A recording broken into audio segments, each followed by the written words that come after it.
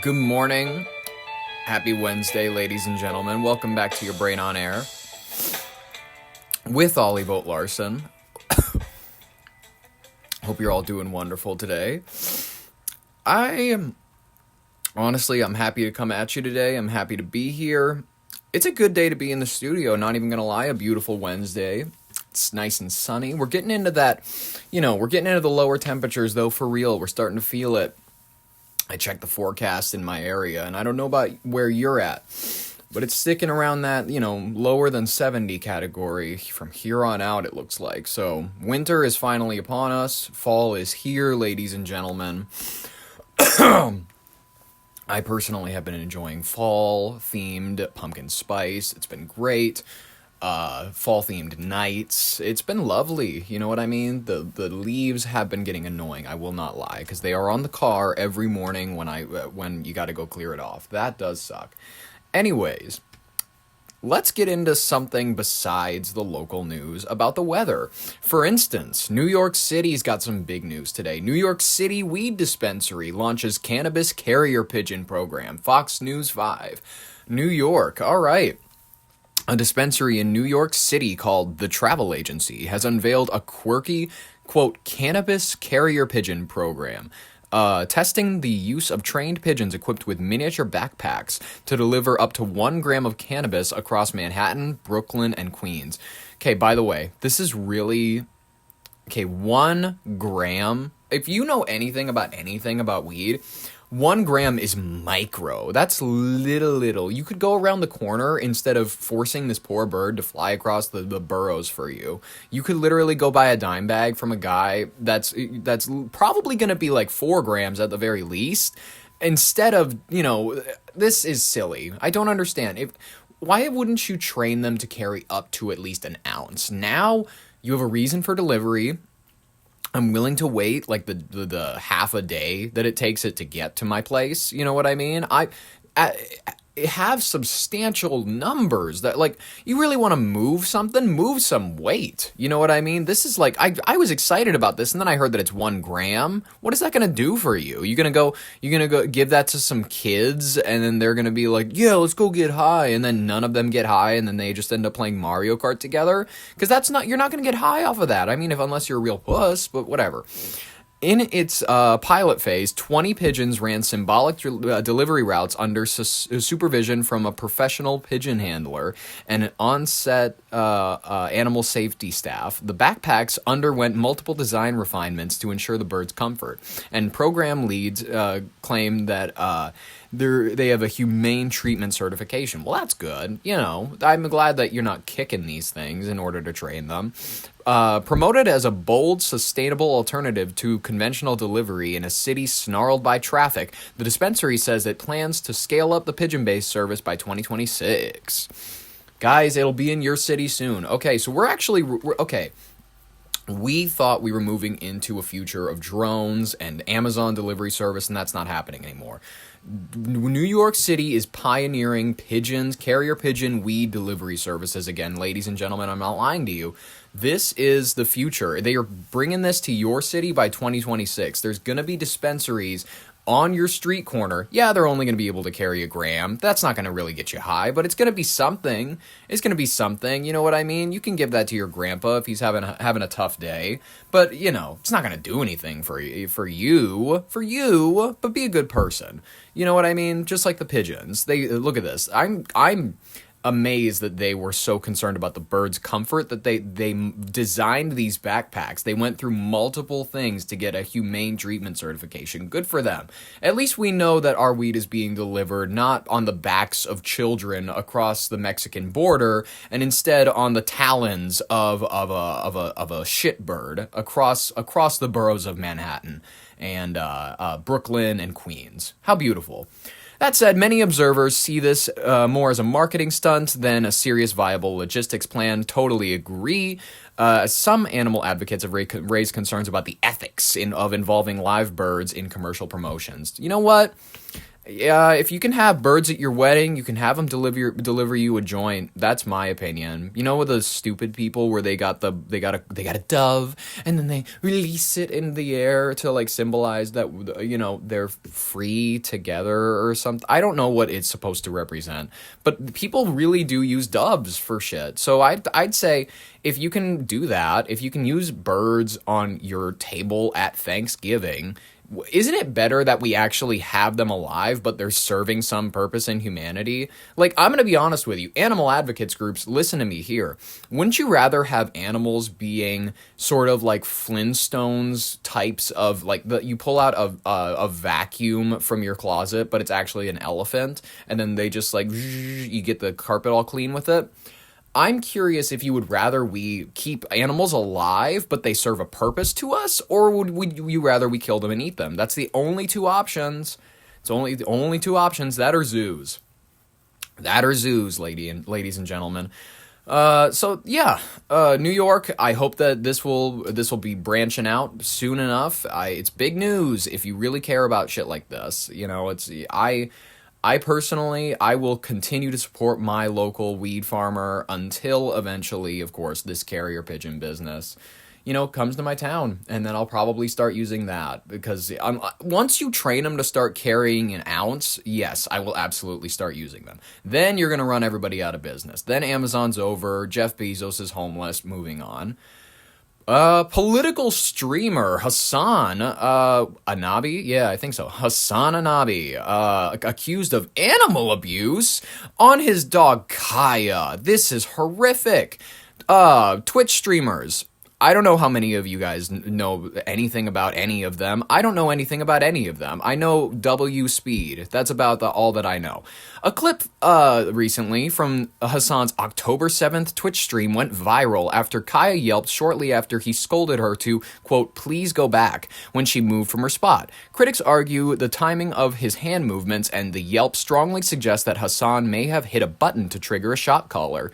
Ladies and gentlemen, in previous clips, you can actually see this collar, and it looks very, very similar to a shot collar, at least from every image that I'm seeing on Google.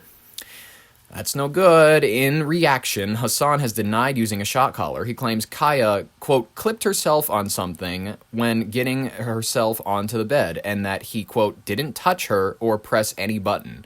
He framed the backlash as exaggeration, suggesting the movement was misinterpreted by his viewers. Good defense, I guess. But I'm gonna be honest, the clip itself does not look good. It doesn't look good. I'm not gonna lie. When you see it yourself and it doesn't look great for him. But anyways, in the aftermath, many online voices, including fellow content creators, have weighed in. Ethan Klein. Oh, yes, my favorite Israeli. I love him. Okay.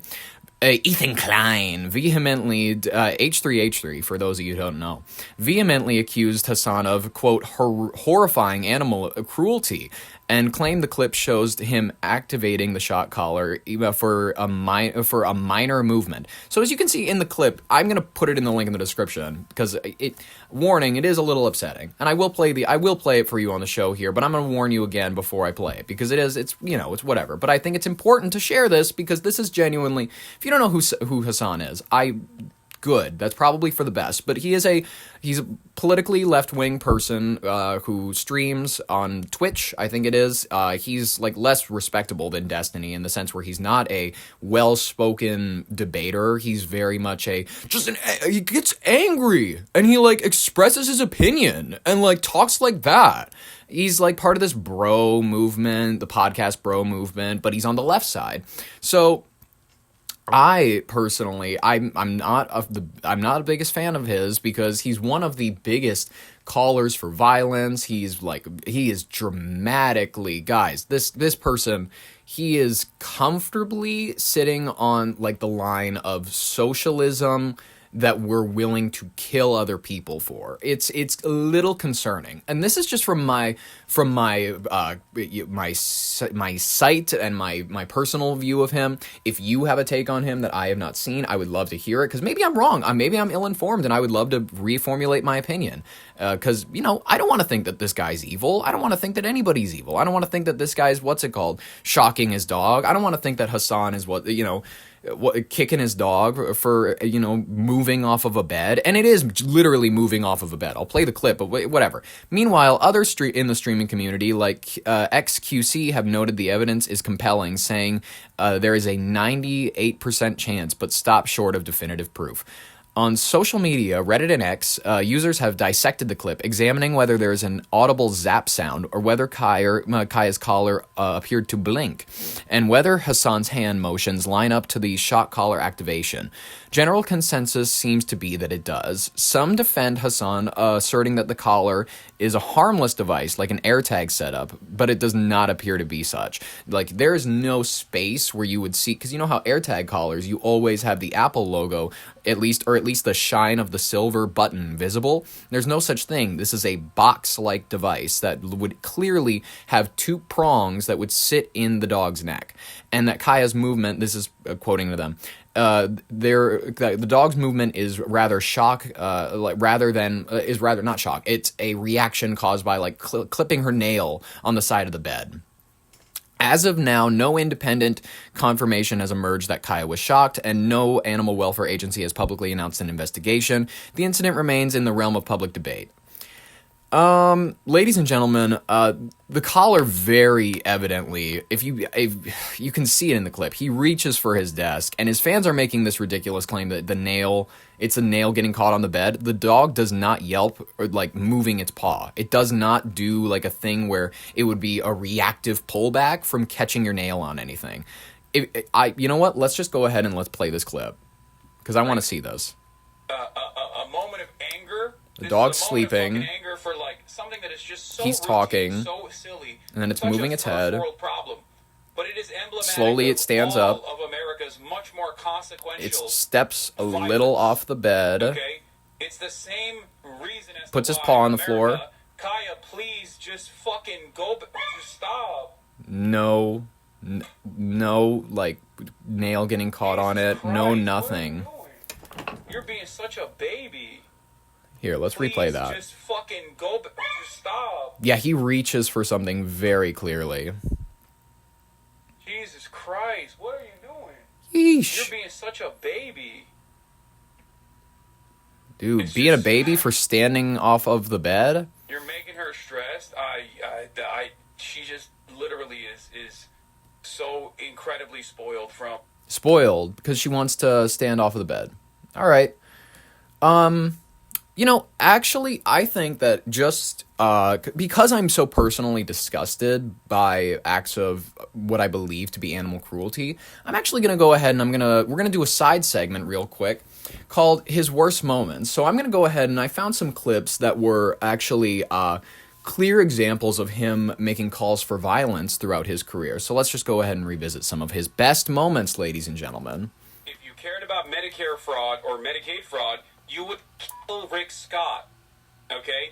He says you would kill Rick Scott, ladies and gentlemen, if you care about Medicaid fraud. I'm going to let him talk because I want to hit a blinker. You wouldn't make Rick Scott, former governor of Florida, Rick Scott, you wouldn't make him the current, what is his current office? What is he? He's the Richard Lynn Scott, is an American attorney, businessman, politician, Navy veteran serving as the senior United States Senator from Florida, a seat he has held since 2019. It's hurt poor people that they can afford housing in Berkeley. I don't know how that works.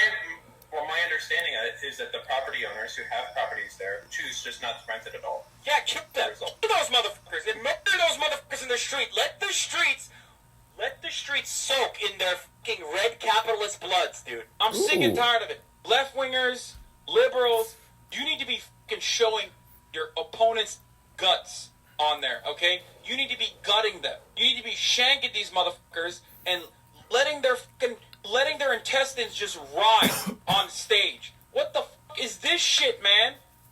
Slice them up, slice them and fucking dice them.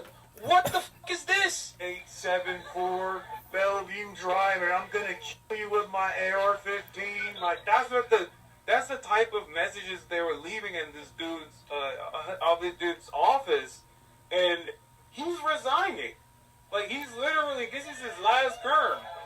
So I think that people are a lot more radical. Yeah. All right.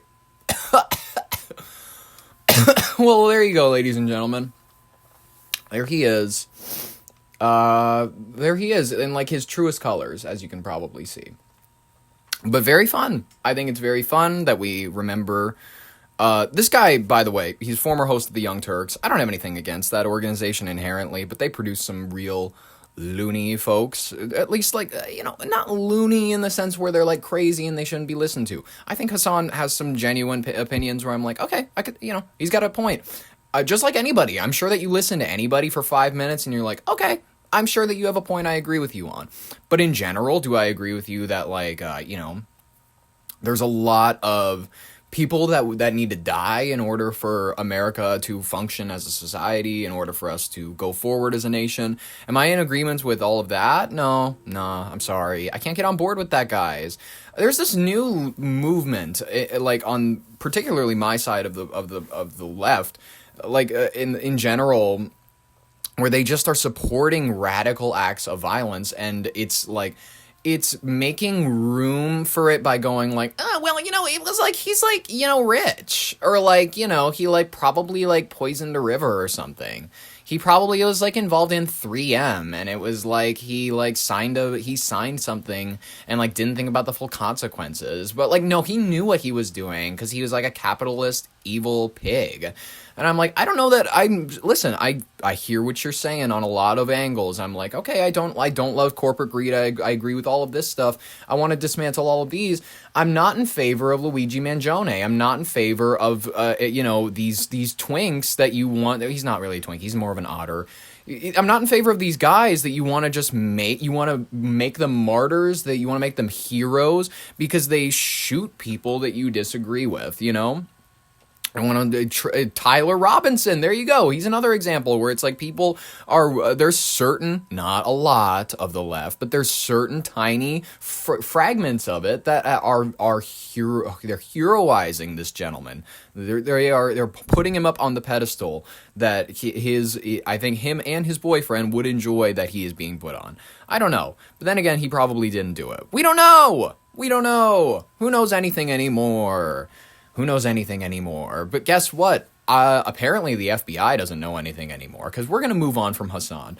Hasan, good luck with the dog thing. I hope that I hope that you don't commit acts of animal cruelty. I hope that you can find the peace in yourself to take the collar off of her, that actually, it's been proven that they don't learn that well with it. They can learn sometimes with it, like they can learn to avoid certain habits, but like you're just going to make them scared and they're going to not know what's going on. And sorry, not to be like, whatever, but like I care about animal rights. You know what I mean? I want you to be nice to your animals. Anyways, Hasan, good luck with that. The FBI reopens and probes the Amelia Earhart case almost a century later in In early October 2025, the Trump administration issued an unusual order directing the FBI employees in Washington, D.C. and New York to immediately search their workstations and digital media records for any, whether open or closed, cases relating to Amelia Earhart's disappearance.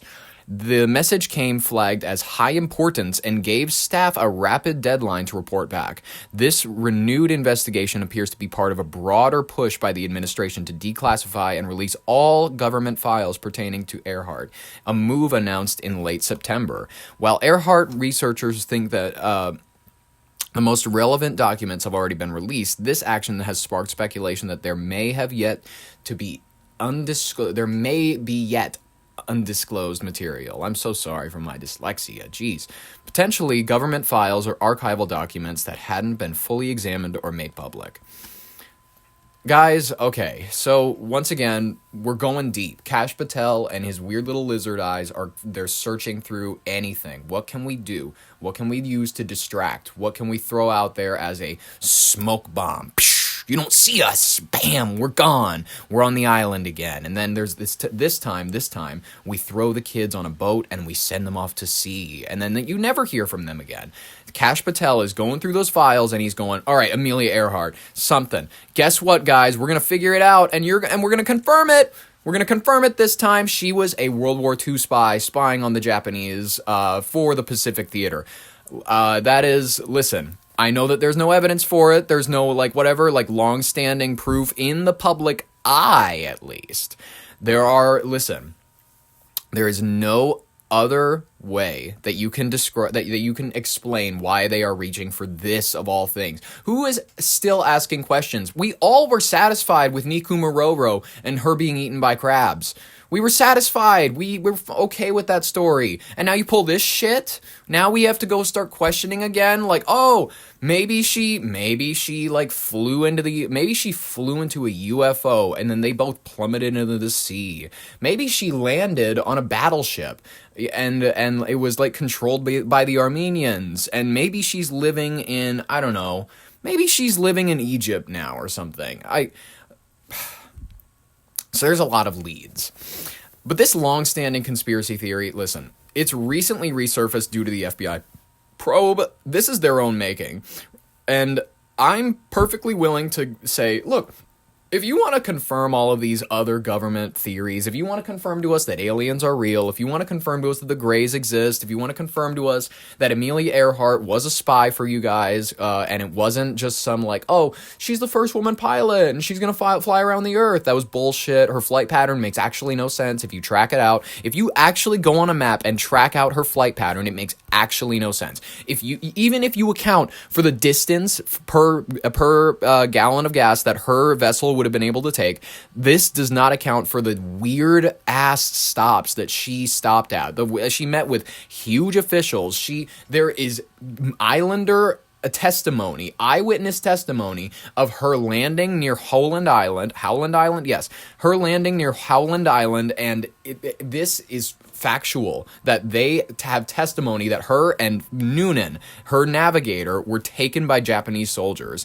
This is, listen, if they're going to confirm all of that for us in order to just keep not talking about the Epstein files, sure.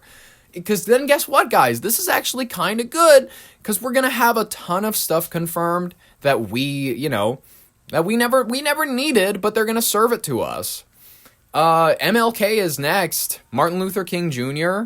I had a dream. He's gonna be the next one they reach for. He's gonna be like, guess what? It was actually a bomb. We implanted it in his neck. Listen, proponents of the spy theory argue that Earhart's final flight path, just like me, particularly where she went to remote and dangerous areas, this does not make any goddamn sense. It defied logic, even for just a civilian aviator, and may have been for it. I'm positive it was for aerial reconnaissance on the Japanese military outposts in the Pacific. Her ties to the United States government are very suspicious. This is not Gen Z meeting with Biden to do TikTok dances in the White House levels of, oh, I met the president. This is private meetings. This is meeting government officials. This is sitting behind closed doors. This is not I'm a media figure and I'm allowed to meet the president. It's not like that. It's not like Elvis shaking hands with Nixon. This is there's plausible deniability that she's whatever. Oh, we just went to go show her a painting in the Situation Room. Oh yeah, sure. Believable. Listen, the fact that she was captured by Japanese forces is also probably going to come out. They probably didn't want to admit it due to the fact that it did make us look weak. You know what I mean? Who gets captured by them? You know what I mean? You guys, they already embarrassed. They embarrassed you. They embarrassed you with Pearl Harbor. You're gonna let them take our what's it called next? You're gonna let them take Fred Noonan and what's her name? You can't let them do that. It's evil. They covered it up. They were CIA private spies for the United States government. It's factual. I'm just gonna tell you this right now. It's gonna come out in a matter of weeks, because they're looking into everything. The claim that she made it to Argentina. That's also on the table nowadays. You never know. You don't know anything these days. You don't know. I'm going to be honest with you. I think we're cooked by the end of this month. October 30th, according to NASA science, this comet is going to be making its closest pass to the sun October 30th. October 30th, it'll whiz by the sun, and then we will shortly run in right after that. Like, we're not going to be near it as close as Mars, thankfully. It also nearly clipped Venus, and it's on its way to Jupiter right after that. So, thankfully enough, we're going to miss it. It poses no threat to Earth. It will remain far away. The closest it will approach our planet is about 1.8 astronomical units, about 170 million miles, or 270 million kilometers. 3i Atlas will reach its closest point to the sun around October 30th at a distance of 1.4 AU, 130 million miles, or 210 million kilometers, just inside the orbit of Mars. The interstellar comet's size and physical properties are being investigated by astronomers around the world. It should remain visible to the ground-based telescopes through September 2025, after which it will pass too close to the sun to observe. It will reappear on the other side of the sun in December 2025, allowing for renewed observations. So this is fun, guys. Guys, it's going to make a sudden course change, and then it's going to start coming at us. I can promise you that. They are going to land... Nuts on TikTok are already going, the comet, it's stopped next to Mars, and it's like, no, that actually hasn't. It hasn't changed course or diverted in any meaningful way. That's a rumor. I heard it too. Don't worry. I believed it for a second as well. I don't believe it's a mothership, but I could be proven wrong. And in a couple months, instead of celebrating Christmas, we're going to be celebrating our overlords, and we are going to, maybe we're going to be placed in battery cells like the Matrix and live fake lives in a simulation. Quite honestly, would you rather do that? I would rather do that, right? Maybe in that life, this podcast will take off. Maybe in the alien pod, whatever universe they kind of download us into in order to power their homes and all that shit. The power grid that they set up in the Earth ruins that they leave after we leave to them, and after they inhabit the planet. I hope that my podcast takes off in that fake reality, in that pod that I live in. Wouldn't that be nice, guys? We can dream in the pod. We can dream in the pod, and we can serve as electricity to aliens once they take over our planet, and then that'll be it. That'll be a wrap on humanity. We will serve as Duracell batteries until the planet eventually is subsumed by the sun. Well, it won't be subsumed. It'll get pretty damn close, and then it'll just explode, and then it'll probably be consumed by the supernova.